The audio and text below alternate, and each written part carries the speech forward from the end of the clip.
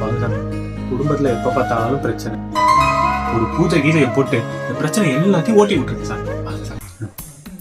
சாமி என் பையன் ரொம்ப புத்திசாலியான ஆளு. குடும்பத்திலேயே அவன் கிட்ட எவ்வளவு பெரிய கணக்கு கேட்டீங்கன்னாலும் இப்படின்றதுக்குள்ள சொல்லிடுவான். அவன் பேரே நடமாடும் கால்குலேட்டர்னு வச்சிருக்கோம்னா பாத்துக்கோங்களேன். நீங்க சாம்பிளுக்கு ஒரு கணக்கு கேட்டு பாருங்க சாமி.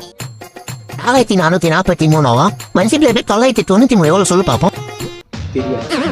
அப்புறம் என்ன ஒண்ணு பெரிய நடமாடும் கால்குலேட்டர்னு சொல்றாங்க? நான் தான் நடமாடலையே, ஒரே இடத்துல தான் நிக்கிறேன். நீங்க பூஜை ஸ்டார்ட் பண்ணுங்க சாமி. ஓம் க்ரீம் ஸ்ரீம் க்ரீம் நீம். கடவுளே, இவர் பிரச்சனைக்கு ஒரு வழியை காட்டியா? பிரச்சனை எல்லாம் தீரணும்னா உன் சொத்து எல்லாத்தையும் அநாத ஆசிரமத்துக்கு எழுதி வைக்கணும். பிராங்க் தானே, உங்களால தானே மேல இருந்து வாய்ஸ் கொடுக்குறாங்க. பிராங்க் தானே.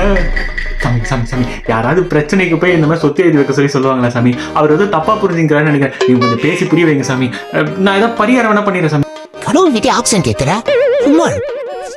ஐயா செட் ஆகாது சாமி, நீங்க கட் பண்ணி விடுங்க. காட் தெரியாம கால் பண்ற ராங் நம்பர் கட் பண்ணிக்கோங்க. எனக்கு நான் பிரச்சனையோட இருந்துக்கிறேன். எனக்கு வேணாம், எனக்கு விடுங்க. சாமி உத்தரவு கொடுத்துட்டாரு.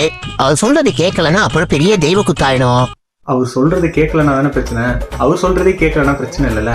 இந்த கோலத்தை வச்சா கனெக்ஷன் போயிடும் தானே சாமி. காட் நீங்க பேசுறது கேட்கல.